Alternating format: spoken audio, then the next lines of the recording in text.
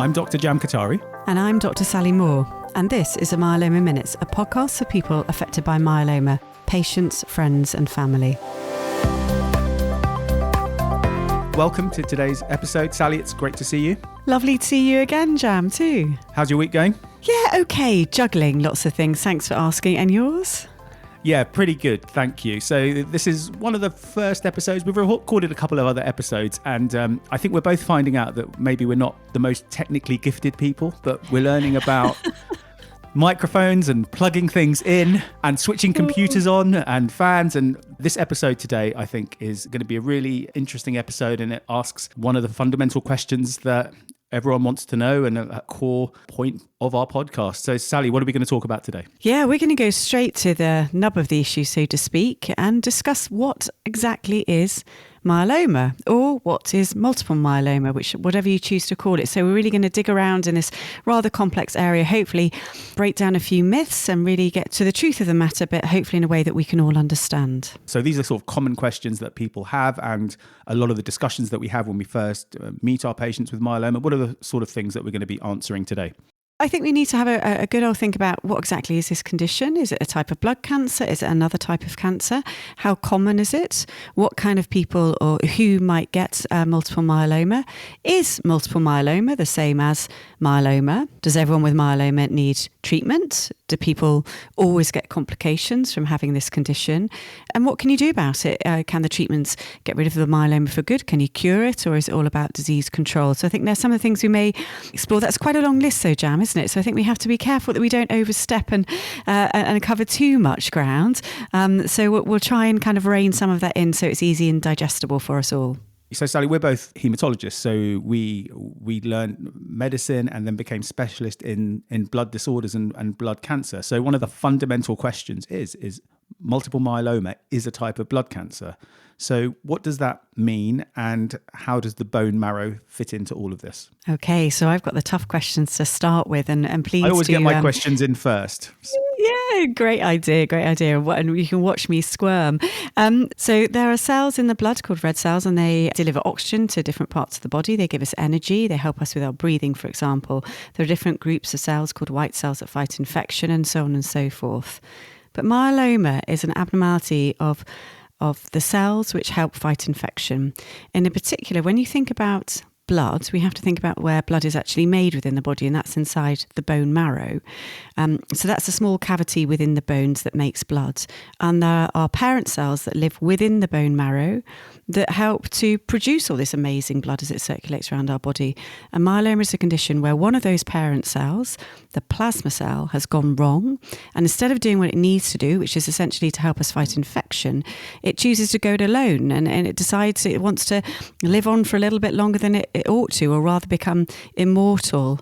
And that's where the problem begins. So I'm going to pause there, Jam. Perhaps you can tell us exactly what a plasma cell is, what it does. We all have plasma cells, and they are amazing parts of our immune system. They are designed to produce antibodies. Now, antibodies are proteins that help us fight infections. We all have them, and they are lots of different types. And when we've had an infection, we learn to produce the same antibodies again. So sometimes in the future, if we get the same infection, we have the ability to fight it better. Vaccines, which all of us have had through childhood, and of course, more recently with the COVID-19 pandemic, vaccinations have been much more sort of in the public kind of sphere.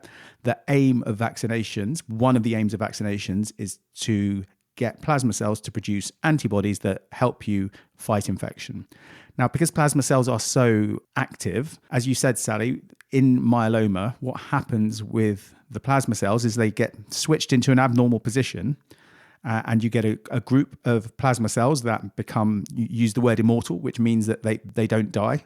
Normally in health, there is a balance between cells living and dying, and our body is very good at keeping the balance. In cancer, that goes wrong, and a group of cells grow abnormally, and that can cause all the different sorts of problems that cancers can have. So if someone develops myeloma, it means they have developed a group of abnormal plasma cells that produce the same antibody over and over again, or fragments of antibodies.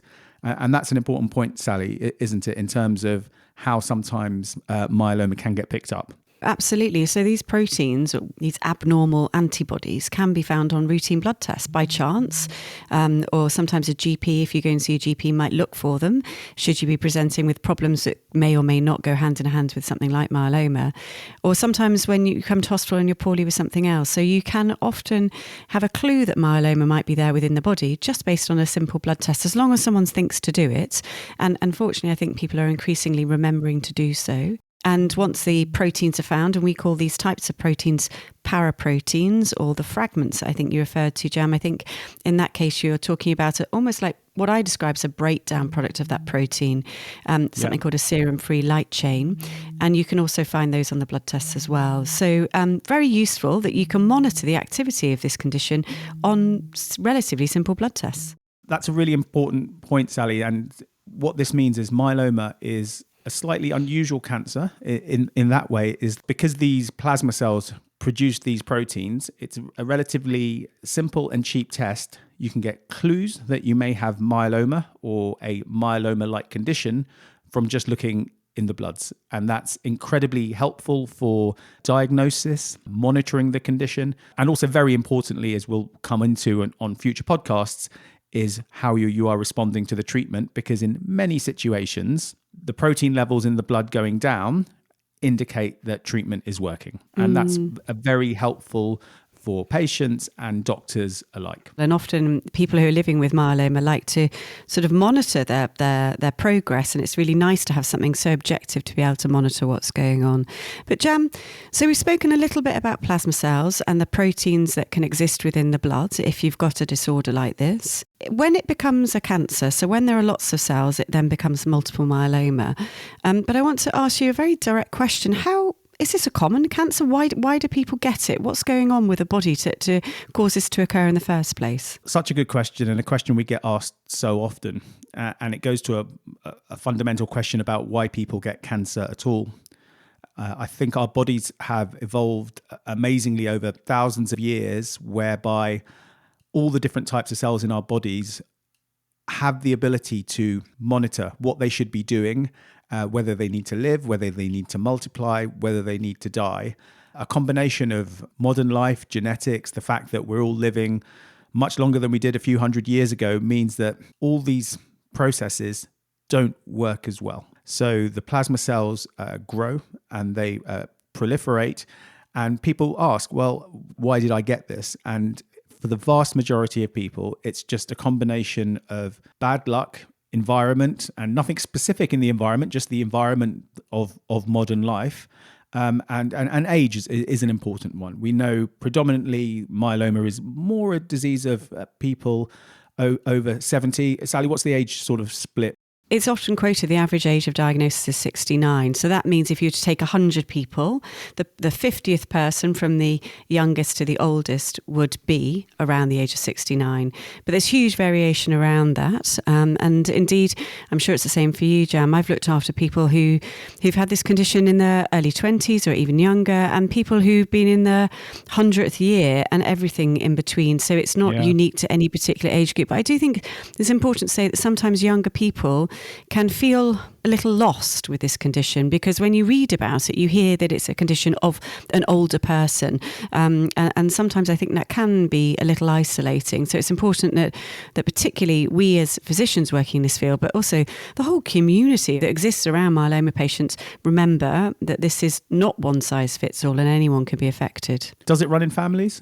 That's a really interesting question, isn't it, really? I mean, I'm often asked that in clinic.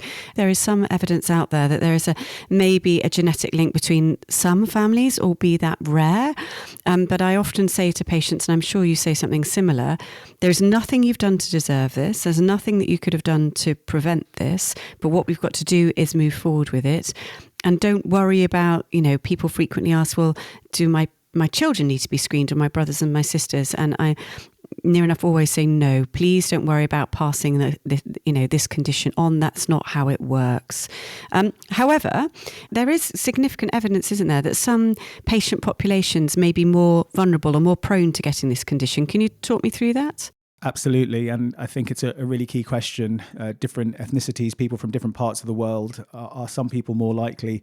There is some evidence that people with African heritage, there's been quite a lot of work done on African American heritage, are more likely to get myeloma. And I think there is emerging data on looking at different ethnic groups and understanding what their risk might be. So that's certainly a thing. And I think that's something over the next 10, 20 years we're going to hear more about and trying to understand. And something that I really think will come out as we do these podcasts is like myeloma is one disease, but many diseases at the same time. It can behave in so many different ways. And that's why an individualized approach to understanding diagnosis and treatment is so important. We've got these plasma cells, okay? So they've become cancerous. They are multiplying in the bone marrow because that's where they live. So they live inside the bone marrow. And a number of people listening to this may have already had a bone marrow biopsy or are due to have one.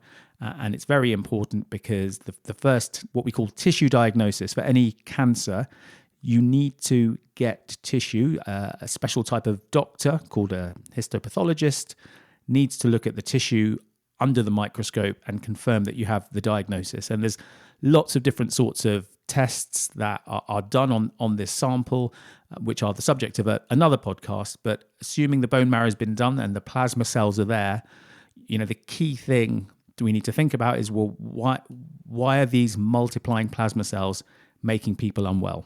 What is actually happening and what is it doing to the body?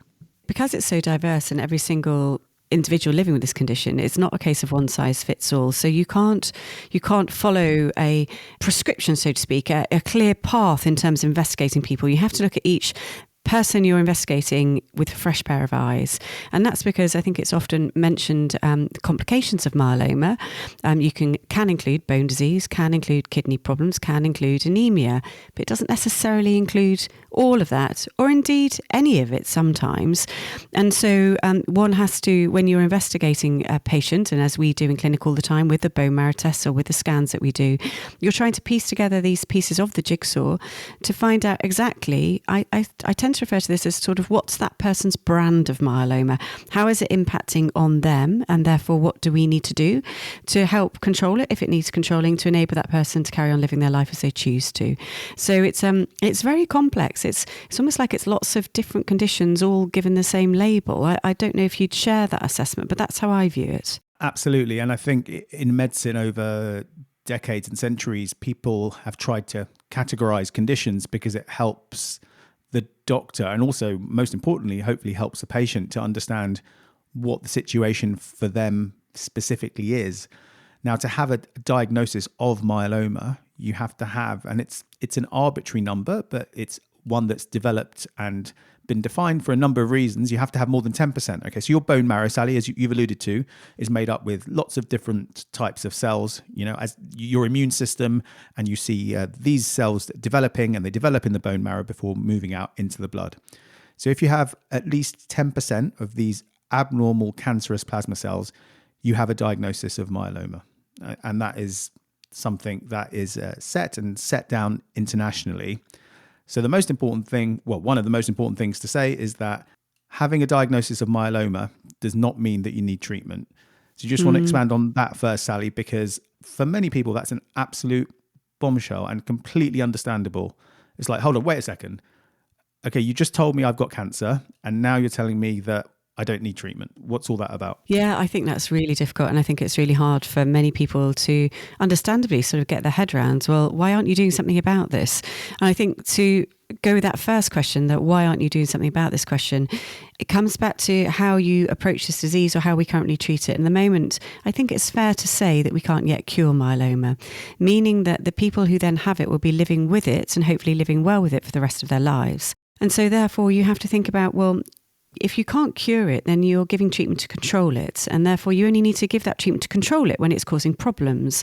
And so if that myeloma is there, but it's not causing problems, why would you then wish to treat it, which when the treatment in itself could cause problems, knowing that you can monitor this condition pretty effectively with routine blood tests, and you can do so at a frequency that works for the doctor, that works for the patient, to reassure everyone there's no mischief afoot. So I think it's really important to say, not only do people get different complications, but as you've quite rightly said, not everyone needs treatment. And I think going forward, we're going to spend a little bit more time in a separate podcast talking about this condition where you don't need to treat it, which is often referred to as, it's not a terribly charming title, is it, Jam? But smouldering myeloma. It sort of suggests to me there's something just bubbling along in the background. Smouldering can have many connotations in different contexts, can't it? Yeah, it can. But you're right. It's called smouldering myeloma, which may or may not be a good term. I think it was actually coined by Bob Kyle, the American hematologist back in the 60s and 70s. But yeah, I mean, just to reiterate a couple of those crucial points you made, Sally.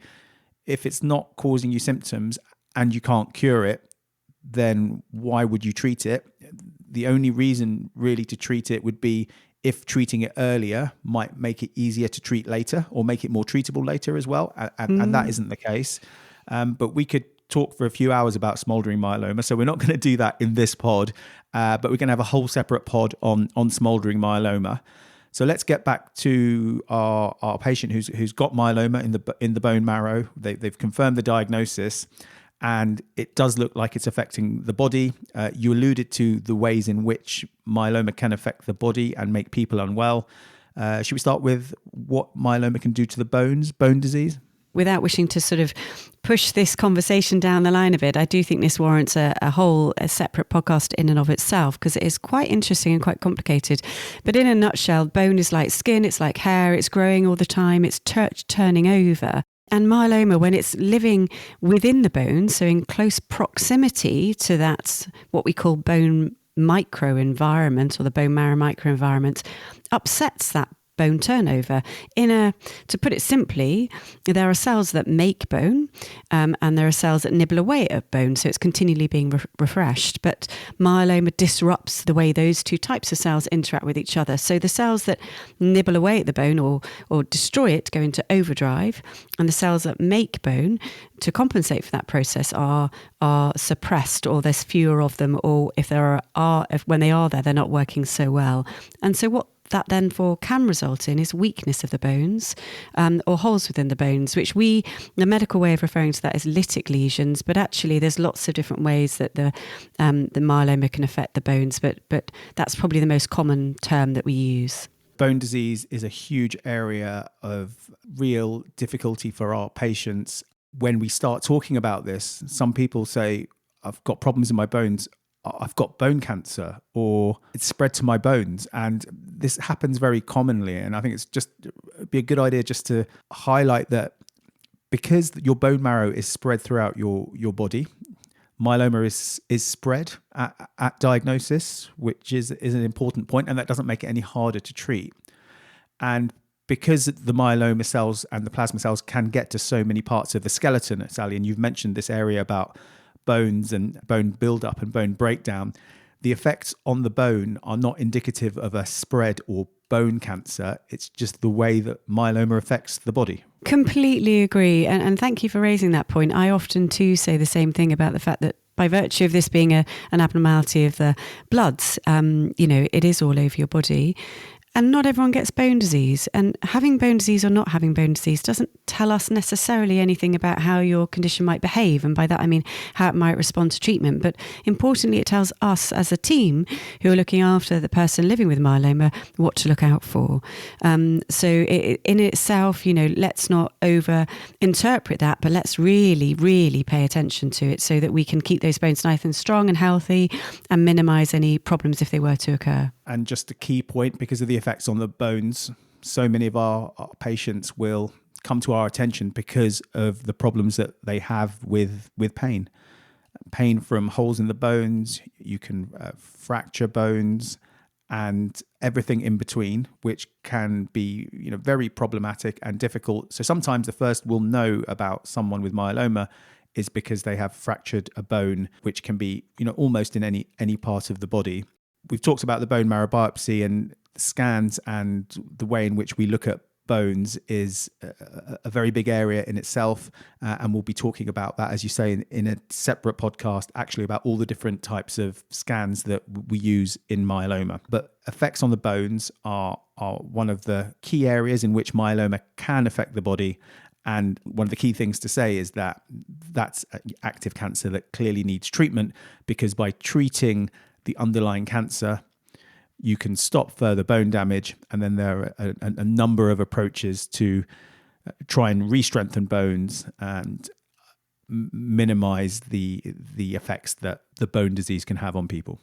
You want to try and maintain health where you can. And it's always an ambition of mine. And I increasingly, I think, as I've worked in this field, it's something I'm still holding on to, is to when I see somebody who's just found out they've got myeloma and they've got bone problems, is to try and ensure that is the worst their bone problems are ever going to be, to reassure them that they are hopefully going to get better from that point, and that when their disease comes back, which it does in almost everybody when you control the myeloma, but when it eventually reoccurs, you get on top of that early so those new bone problems don't develop. Now, sometimes that can be very hard to achieve, but I think it's a worthy ambition that once you've found out about this condition, you do your very best to keep those bones healthy and maintain that health. And what we don't still understand is why some people get bone disease and some don't. I wouldn't say it's a complete mystery, and it's a very active area of research, but the way some people, their disease becomes apparent, some people it will be with very bad bone disease and they'll get pain. And I think this is a nice point to move into. For other people, it will become because their kidneys don't work properly or start to malfunction. And, unfortunately, in some people, it can be you both combined with some other things. So kidneys and myeloma, our kidneys are very important organs that help get rid of wastes from our body. And if they don't work properly, people can get very sick very quickly. There are many types of diseases that affect the kidneys. Things like diabetes, high blood pressure are much more common than myeloma affecting the kidney. But Sally, kidney damage in myeloma, why does that happen? Yeah, it's a real problem, isn't it? Kidney damage in myeloma. So there are lots of mechanisms by which this can occur, but primarily by two ways. So two main ways. The first is the proteins themselves that the abnormal cell in the bone marrow, the plasma cell, that the proteins that produces, which we are calling the paraproteins, or the light chains, which are almost like those smaller chunks of that paraprotein. Those proteins can clog up the kidneys. That's how I describe it. They sort of get stuck in the kidneys themselves, and that slows down how well the kidneys can work. And so we pick that up on the blood test. We just see the kidney function isn't behaving as well as it should. But the other way links into the bone disease, because within our bones are a great store of many things, as well as sort of keeping us upright and strong. They also store calcium for our body. And when the bones are being eroded or destroyed as part of this myeloma process, calcium is released from the bones into the circulation. And calcium and kidneys are not a good combination. The two, when they get together, can cause problems, and particularly you can get kidney failure. So that's the other way and means by which you can get sort of kidney problems with myeloma. So, and it is a real issue. And again, I mean, I'm sure you'd agree, Jam, with treatments, that would be an indication to start treatment. With successful treatment, you should hopefully slow down any progress or stop progress of that kidney damage, and in some cases improve it. And occasionally you can improve it almost back to where it once was before that person had myeloma. Would you agree? Is that your experience? Certainly. I think with more modern treatments now, we're getting very good at rapidly stopping the kidneys from getting worse and improving that kidney function back down to normal. Very different to 10, 20 years ago, when unfortunately so many of our patients needed dialysis and then were on dialysis for the rest of their lives.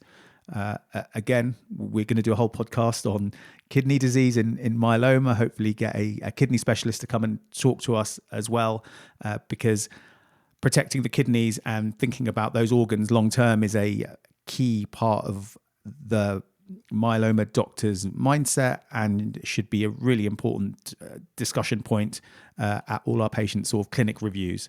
So kidney disease and bone disease are two of the main reasons why someone is diagnosed and then they need to have treatment for their their myeloma. So Sally, you did mention the other common reason why people may need to start treatment. So if we go back to the bone marrow, we've got those plasma cells inside the bone marrow, those cancerous cells. And unfortunately, if you don't do anything about a cancer, it tends to grow, it tends to multiply. That growth can be slow, genuinely over many years with some types of cancers, and in others it can be a bit quicker. But what happens when you get any cancer in the bone marrow is that if that cancer grows, that bone marrow, which is like your factory, when we talk about the factory making all the cells you want, it's like the factory, work floor gets taken over by the plasma cells, and you can't make the cells that you need to function normally. And one of the cells that are very sensitive to it, especially when people are diagnosed, are the red cell factories. And you become anemic because you can't produce as many red cells as you need. And the symptoms of anemia are a common way in which we meet with our patients with myeloma. And what are those symptoms, Sally, broadly? I mean, everyone's got a different sort of threshold for feeling those symptoms, and it very much depends on your other health issues and how fit and healthy you are, and also how quickly you may become anemic. But to simplify it, people feel tired because they simply don't have enough oxygen being delivered to their body to help them do what they need to do. That can sometimes manifest as breathing difficulties, particularly if someone has background breathing problems or heart problems, so they might need more oxygen because of that, and they're just simply not getting it.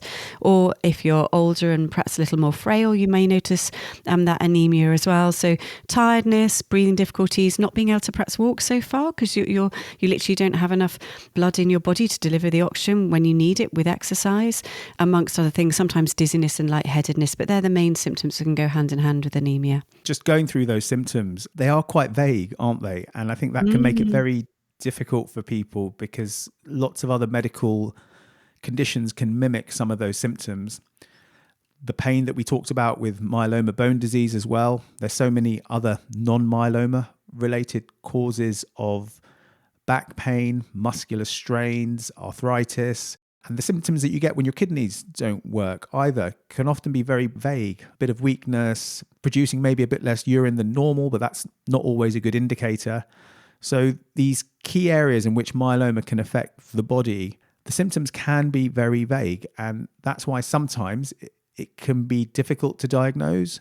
And if you don't do the right blood tests, it can take a bit of time to diagnose it. And that is why I think educating people about the condition is really important, because if we get back to what we were saying earlier in the pod, sometimes a simple blood test, you get the result and then you've put everything together and then you've made the diagnosis. So we've talked about you can be diagnosed with myeloma and not need treatment, smoldering myeloma. And then we've talked about the crab. Now, people were probably not expecting me to say crab, but what's crab, Sally? I think we've gone through crab, and I think it's a useful acronym even for, I think, patients and families as well. Yeah, and often slightly insensitively, perhaps it's also called old crab, isn't it? To help, essentially, this is an acronym to help sort of particularly trainee doctors remember about myeloma. So I would challenge the old for the reasons that we've already discussed. This condition can occur in all sorts of individuals of all sorts of ages.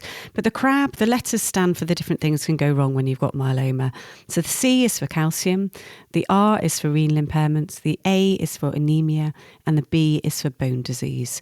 And so it's a really nice way of when you're struggling to figure out what might be going on, or if you're less experienced in this field, just to kind of piece those pieces of the jigsaw together.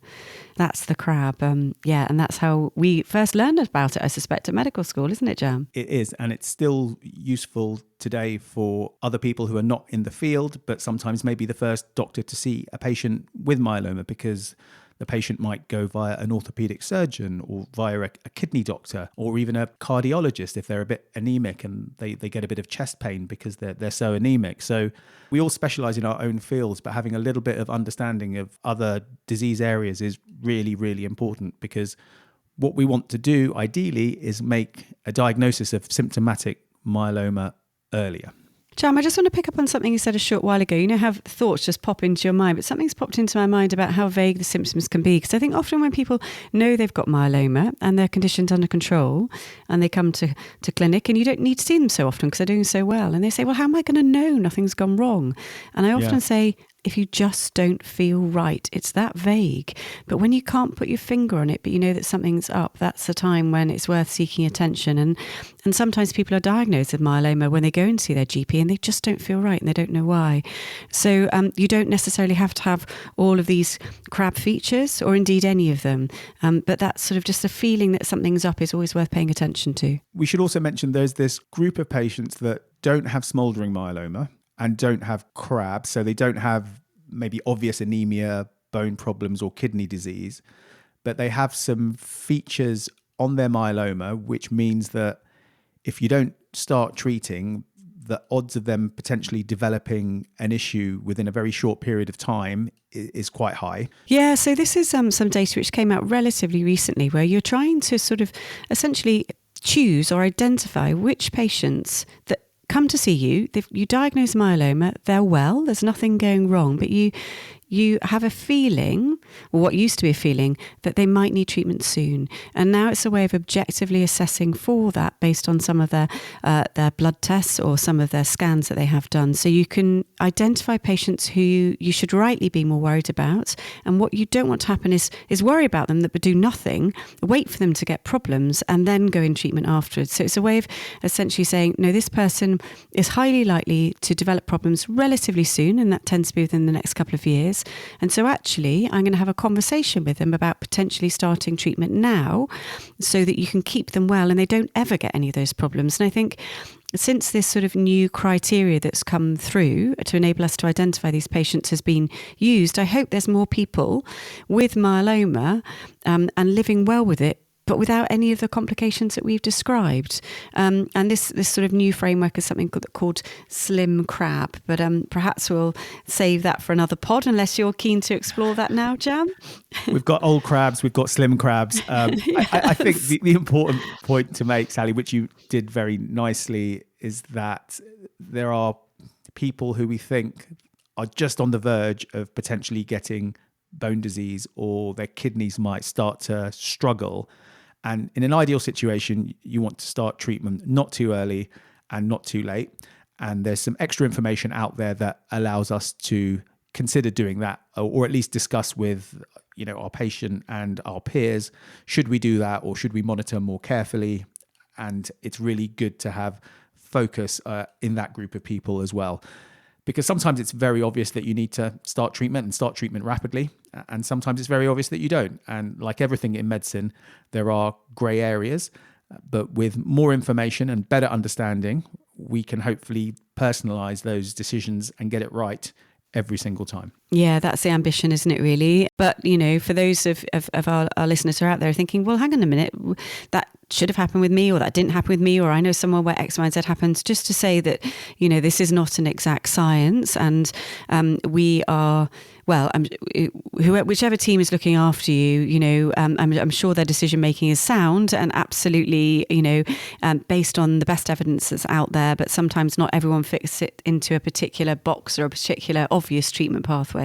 We've talked about this a little over the last sort of 10 or 15 minutes, Sally, but, where people come from, people can come from their GPs because they go to their GP with vague symptoms. People can get a fracture and go via an orthopedic surgeon.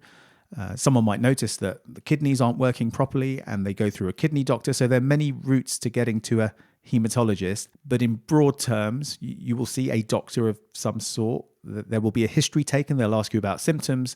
And the three key ways in which we get to a diagnosis are with simple tests like blood and urine tests that we've talked about, and a bone marrow biopsy and scans. And that gets us to the point where we can say, this is myeloma. We think it is symptomatic and needs treatment because of the things that we've talked about in the last half an hour or so, or we think you have smouldering myeloma. Anything to add to that, Sal? No, brilliant summary, Jam. You're a natural.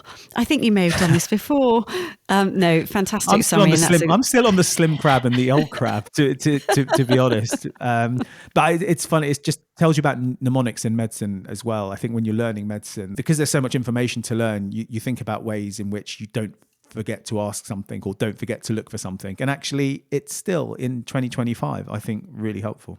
So in the last few minutes, Jam, should we do a quick fire round to sum up what we've just spoken about and do some quick yes/no answers? And perhaps you guys as the listeners can check whether we've been consistent. Are you ready for that? Can I phone a friend? Have the 50-50? No. No? Okay. Can I ask you have a get out of jail. ChatGPT. Should do a pod with ChatGPT and ask ChatGPT the questions. Maybe we'll do that soon. Go on then. Are we going to ask each other questions? Okay. Or are you just going to ask me? me? Let's take it in turns and we'll see when we run out. Okay. Myeloma is a type of blood cancer? True. Myeloma typically starts in the bone marrow? True. Myeloma runs in families? It tends not to. There may be, and this is the problem when you ask for yes/no answers, right? Someone will always, some smart Alec will always then elaborate. It tends not to. There we go. Is that a short enough answer? Yeah, I'll let you have that for now. Myeloma always needs treatment. False. Multiple myeloma is the same as myeloma? True. All patients with myeloma have bone and kidney problems. False. Myeloma can be monitored on blood tests. Can be in some circumstances, many circumstances. Okay. That's a conversation for another time, isn't it? When there's an occasional people who fall outside of that. So I'll give you that slightly longer-winded answer. Something we haven't discussed, which I do is frequently asked in clinic, but just to see if this is with you. If I eat less protein, will that help control the protein in my body? And the reason that people ask this is because we talk a lot about proteins in myeloma. These plasma cells that produce proteins that are measured and tell us about how the myeloma is responding to treatment. So it's a very natural thing because, of course, when people think of protein, they think of foods with protein and muscle and maybe what they're eating. And certainly talking about diet is something that comes up a lot as well. But it makes no difference because it's these cells that produce these proteins, which are tiny fragments of proteins, and reducing protein intake doesn't actually have an effect on the plasma cell. So it doesn't make a difference. It's a really good question. It comes up quite a lot. As we draw to the end of this pod, the aim of this What is Myeloma podcast is really to give a relatively short summary of the cancer, how it can affect the body. And I think throughout the last sort of 40 minutes or so, we have alluded or mentioned that we need to go into different directions about bone disease and kidney disease and smoldering myeloma. So absolutely, I think this podcast alone hopefully will be a really useful resource. But I think for further education, all those other areas will be covered in some detail in the coming weeks. Yeah, look forward to it. There should be some really nice discussions to help shed some light on some of these slightly more confusing areas. So yeah, great. Sally, thank you for your company. It's been good. I hope you enjoy the rest of your week, and thanks for the great discussion. Thanks so much, Jam. This has been the Myeloma Minutes. We hope that you found today's pod engaging, interesting, and above all, useful and understandable. Please remember that this does not constitute medical advice. Thank you so much for listening. Please do feedback on what you've enjoyed and what you'd like more of. You can email us at themyelomaminutes@gmail.com, and we'll see you at the next one. Bye.